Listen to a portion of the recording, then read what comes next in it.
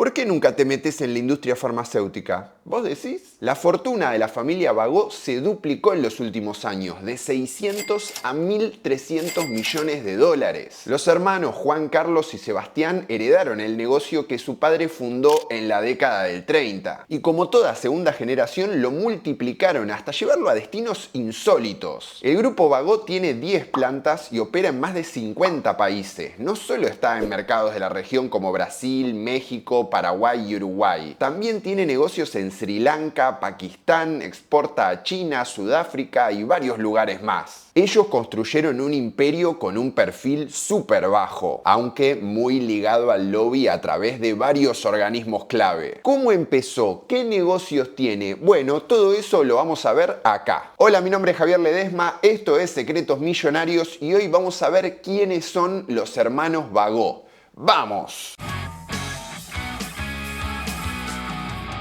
Ay, otra vez, estoy como muy congestionado, así que si notan que mi voz está rara es por eso. Este caso es bastante distinto al de Ruemers, que ya lo vimos en otro video del canal, porque los Bagó optaron por otra estrategia, no solo de negocio, sino de influencia en el sector. Sus principales accionistas son los hermanos Juan Carlos y Sebastián Bagó, que según Forbes están en el puesto 15 del ranking de los más ricos, con una fortuna de 1.380 millones de dólares. Ellos tienen un portafolio de más de 400 productos, con Anaflex, Baguepat o Bagovit como los más conocidos. Pero el laboratorio Bagó no es su única unidad de negocios. A lo largo de los años crearon empresas, compraron otras y armaron varias sociedades. Por ejemplo, también son dueños del laboratorio Química Montpellier, en nutrición manejan parte de Nutricia Bagó junto a la francesa Danone y quizás su socio más importante es el clan Sigman Gold del grupo Insud. Junto a ellos tienen la fábrica de vacunas Synergium Biotech y Biogénesis Bagó, una de las 10 empresas de medicina veterinaria más grandes del mundo. Por ejemplo, con esa ellos son los líderes en la producción de vacuna antiaftosa, que no es solo para Argentina, la venden a Canadá, a Sudáfrica, a Brasil. A esto agregale que tienen su propia distribuidora de medicamentos en Argentina, Uruguay y Paraguay. Son dueños de la aseguradora Victoria Seguros y fabrican sus propios insumos para remedios con Bioprofarma. Vemos que es un grupo súper diversificado e integrado dentro de la industria. Pero acá nos gusta entender todo. ¿Cómo fue que armaron este mega conglomerado del negocio de la salud? Y para eso no nos queda otra que arrancar por el principio. Esto empezó en abril de 1907 en Alt Empordà, una ciudad dentro de Cataluña. Ahí nació Sebastián Bagó, que vino a la Argentina con su familia cuando era solo un niño. Acá los Bagó armaron un negocio de lechería en el barrio de Valvanera. Sebastián estudió en el colegio Don Bosco, después fue al Carlos Pellegrini, pero su familia decidió volver a España. El sueño de su padre era que Sebastián estudiara para ser farmacéutico o bioquímico. ¡Ay, qué orgullo! Mi hijo el bioquímico. Sin embargo, él no quería. Se sentía como más cercano a la parte comercial o industrial. Pero para cumplirle el deseo a su padre, empezó a trabajar como vendedor para el laboratorio Cusí, una empresa fundada por el catalán Joaquim Cusí que se especializaba en productos oftalmológicos. Ese laboratorio tenía un departamento solo dedicado a la propaganda médica, es decir, lo que conocemos como visitadores médicos que promocionan sus productos con los profesionales de la salud. Ahí es donde trabajaba Sebastián Bagó junto al hermano de Cusí. Y en esa época varios laboratorios españoles empezaron a mandar representantes a la Argentina, como fue el caso de Andrómaco, los creadores del hipoglós. Cusí eligió a Bagó para venir en la década del 30 y encargarse de posicionar a su marca en este mercado. Su idea original era armar una planta acá, pero al final lo descartó porque el panorama se puso más complejo. Primero, la crisis mundial del 29 generó un desplome del comercio y una oportunidad a nivel local, sumada a la inestabilidad política y social en España que terminó en la Guerra Civil de 1936. Bagó, que se había traído a su madre y a su hermana desde Cataluña, decidió renunciar a Cusí. Él pensaba independizarse para armar algo propio. Igualmente le pidió la bendición a su ex jefe con la promesa de que no se iba a meter en su nicho de los productos oftalmológicos. Así fue que en 1934 fundó Laboratorios Bagó, con una planta en la ciudad de La Plata, importando insumos para producir acá. Su negocio empezó a crecer en la década del 40, cuando incursionó en el tema de vitaminas y antibióticos. Dicen que fue uno de los primeros en fabricar productos a base de penicilina en el país. Había todo un ecosistema de protección arancelaria y una falta de ley de patentes que a Don Bagó le venía regio. De a poco el tipo empezó a hacer sus primeras exportaciones a Latinoamérica en los 50, a Europa en los 60. Para 1964 el laboratorio Bagó estaba en el puesto 46 entre los de Argentina, o sea, todavía era chico. Pero en pocos años esto cambió, porque en los 70 Bagó creció hasta ser el número 1 o 2, cabeza a cabeza con Roemers. Principalmente porque en esa década invirtió muchísimo, ya sea creando o comprando empresas. No me quiero meter en cosas técnicas porque no soy ni médico ni especialista, pero realmente fue una avalancha de operaciones.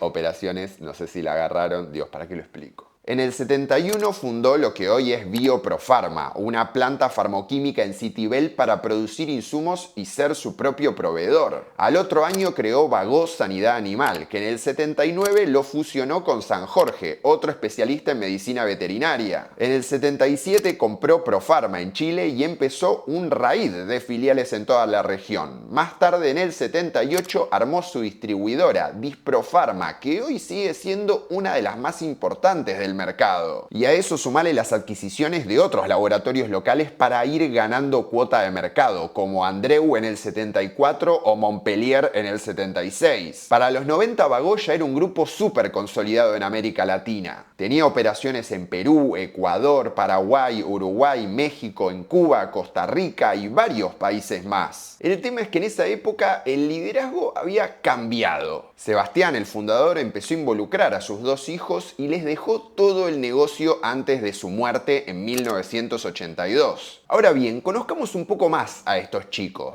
Que chicos, tienen como más de 80 años. En fin, a estos señores que hoy son los popes del grupo. Me encanta la palabra popes. Es como, no sé, es distinta. Y hablando de fortunas, este es el momento en el que les digo que se suscriban al canal si les gustan los videos y si quieren también apoyar, aportar de alguna manera a este proyecto, pueden sumarse al Club de las Misceláneas. Hacen clic acá abajo donde dice unirse y con un aporte mensual, si quieren, tienen y pueden, ayudan a bancar el proyecto de las Misceláneas. Yo voy a estar agradecido, pero de vuelta, si quieren, tienen, pueden, siempre me olvido igual cada cosa. En fin, súmense al Club de las Misceláneas, suscríbanse al canal y nosotros seguimos con lo nuestro. Juan Carlos Bagó nació en 1940 y es graduado de la Facultad de Farmacia y Bioquímica, el sueño de su abuelo. Su otra pasión son los caballos, con el Ara Firmamento, que tiene varios premios con sus campeones en el hipódromo. Como dato de color, los Bagó suelen ser mecenas de distintos personajes del ámbito gastronómico y del arte. Por caso, financiaron el primer proyecto acá del chef Fernando Troca y también hicieron muchos otros. En fin, dato de color, fin. En tanto, su hermano Sebastián nació en 1944 y estudió Administración de Empresas. Él es el representante familiar en AEA, la Asociación Empresaria Argentina, el núcleo del Círculo Rojo donde están Eduardo Elstein, Héctor Manieto, los Blaquier, los Brown y los Pérez Companc, entre otros. Los dos Bagó comparten esto del bajo perfil. Juan Carlos habla más de los caballos que del laboratorio. Y Sebastián una vez dijo que ni con Bernardo Neustadt aceptaba dar notas. Igual, perfil bajo no quiere decir que no estén metidos en los círculos más círculos duros del lobby. En la parte sectorial, por ejemplo, están en Silfa, la cámara que reúne a los principales laboratorios nacionales, y son habitués de eventos de pura rosca como el Foro de Davos y el Yao Yao. Todo esto empezó con más fuerza a partir de los 90 y 2000, cuando hubo algunos eventos que modificaron un poco el estado de situación de la industria.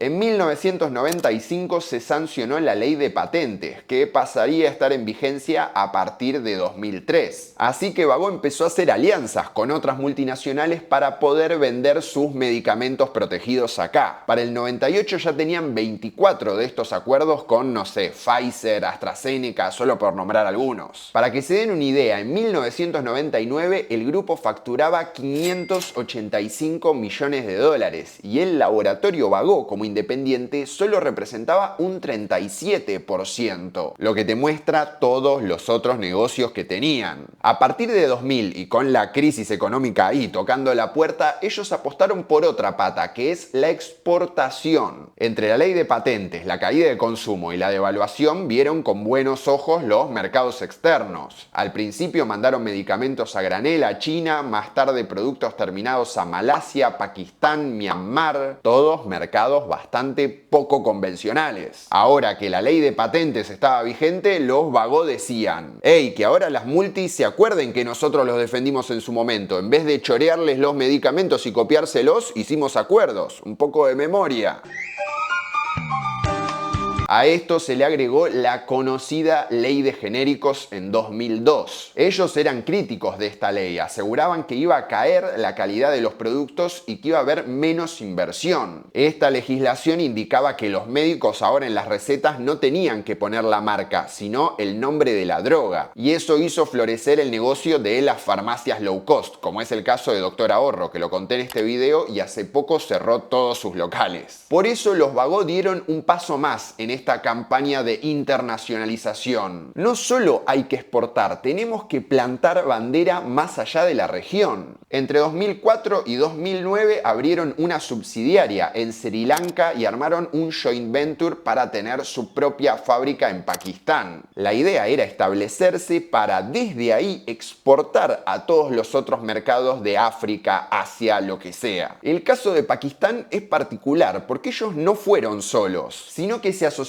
con un laboratorio local, Ferozons, para elaborar productos oncológicos y para tratar la hepatitis. Ese proyecto todavía hoy se mantiene y es más, hace poco salieron a la bolsa. Pero esa sociedad es como un síntoma de lo que empezaron a hacer más tarde acá en la Argentina, asociándose a otros grandes empresarios para seguir haciendo crecer su negocio. Uno de sus aliados predilectos es el matrimonio de Hugo Sigman y Silvia Gold. Con ellos se unieron en 2006 para crear Biogénesis Bagó, enfocada en salud animal. Después, en 2010, el mismo tándem armó el consorcio Synergium Biotech para quedarse con la licitación de una planta de vacunas en Garín. Eso arrancó con lo que fue la epidemia de gripe en 2009, ¿se acuerdan? Yo tengo el recuerdo muy vivo porque en ese momento estaba en quinto año del colegio. Sí, soy menos viejo de lo que ustedes piensan, ya lo sé. El gobierno agregó como obligatoria la vacuna de la gripe al calendario y el proyecto se armó específicamente para eso, proveer de vacunas al sistema público, un negocio que Hugo Sigman conoce bastante bien, pero bueno, eso es tema para otros secretos millonarios. Quizás la unión más peculiar de Bagó es con Arcor en 2018, cuando crearon una línea de suplementos con la marca Simple. Ahora, más allá de todos estos matrimonios, hay un tema que tiene bastante en alerta a los laboratorios argentinos y en particular a Bagó y a Reumers. Estoy hablando del Tratado de Cooperación de Patentes, que no sé si están en tema, si no se los explico. Hace rato Estados Unidos presiona para que Argentina lo firme para apoyar a las multinacionales. Esto lo que les daría es una mayor protección a sus patentes durante varias décadas. En su momento, Reumers y Bagó se mostraron en contra, bajo la justificación de que esto iba a generar un aumento en el precio de los remedios y que los grandes laboratorios de afuera iban a tener una protección casi perpetua, porque cuando se les estaba por vencer una patente podían solicitar otro registro con alguna leve modificación y ahí tenían otros 20 años más para tirar. El tema es que el gobierno actual firmó un compromiso bilateral con los Estados Unidos para adherir a ese tratado. Pero este no es el primer tema que de alguna manera enfrenta a los Bagó con el poder ejecutivo actual. En 2025, Federico Sturzenegger, el ministro de Desregulación, criticó a Biogénesis Bagó. Dijo que tenían un monopolio en la vacuna antiaftosa después de que el gobierno nacional simplificó limitó el ingreso de vacunas del exterior para generar competencia. Los a favor dicen que esto abarata los costos y los en contra dicen que las vacunas que vienen no pasan por los mismos mecanismos de control, qué sé yo. Es curioso igual todo esto que pasa porque en verdad varios ejecutivos de Bagó fueron aportantes en la campaña de La Libertad Avanza. Y Sebastián Bagó Nieto, el heredero de Sebastián, el actual dueño, estuvo en el balcón VIP de Milei en su asunción. Capaz la pelea es más con Sigman que con los Bagó y la ligan porque justo están en biogénesis, no sé. Digo. En fin, para ir cerrando, el grupo Bagó es claramente el holding más grande del país en lo que es salud, porque Roemers tiene operaciones afuera, sin embargo Bagó le saca varias vueltas. En 2024 abrieron una planta en China con un socio local y hace algunos años el antibiótico de Bagó fue el número 1 en ventas en el mercado chino. Además tienen proyectos en Corea del Sur y Arabia Saudita. Con Biogénesis Bagó compraron el principal laboratorio veterinario de Brasil, donde ya tienen una planta. Acá igual también es que están invirtiendo. En 2025 pusieron 10 millones de dólares para un nuevo sitio de Bioprofarma, la farmoquímica en Flores. En Remedios manejan dos plantas, una en La Rioja de antibióticos y otra en La Plata de comprimidos, polvos, cápsulas e inyectables. La que tenían en Citibel dejó de producir en 2024 para dedicarse a dar soporte de control, lo que implicó varios despidos y retiros de empleados. Pero es increíble cómo estos grupos van poniendo un piecito en toda la cadena. Hacen las drogas, producen los remedios, después los distribuyen en todas las farmacias y todo con empresas de ellos. Y después encima influyen en las políticas del sector con representación en un montón de lados. En Silfa comparten la vicepresidencia con Roemers y Elea, y el mismo puesto tienen en AEA, la Asociación de Empresarios. Incluso también tienen la presidencia de la Cámara de Biotecnología, o sea, están en todo. Igual que Roemers, este es el caso de una familia que amasó una gran fortuna. Hablo de miles de millones de dólares en el negocio de la salud. Que la verdad no son muchos los que han logrado eso. La mayoría terminaron absorbidos por estos dos gigantes en las sucesivas crisis de la Argentina. Porque si vemos los rankings, parece que hay muchos laboratorios, pero en realidad después decís, ah no, este también es de Roemers, este también es de Bagó. Porque te da la impresión de que está atomizado y en realidad no tanto. Pero en fin, ahora ustedes ya conocen su historia y a mí solo me queda decir una cosa. Esto fue todo, espero que les haya gustado. Si así fue, como siempre les digo, déjenme un pulgarcito acá abajo. Si de alguna manera quieren colaborar con este canal, pueden mandarme un cafecito, va a estar mi usuario en la caja de la descripción. De vuelta, perdón por el tono de voz, yo mismo me estoy escuchando así como medio nasal, pero tengo la nariz tapada, súper congestionado, les pido mil gris. Y habiendo dicho esto, les voy a dejar por acá los contenidos relacionados y nosotros nos vemos la próxima.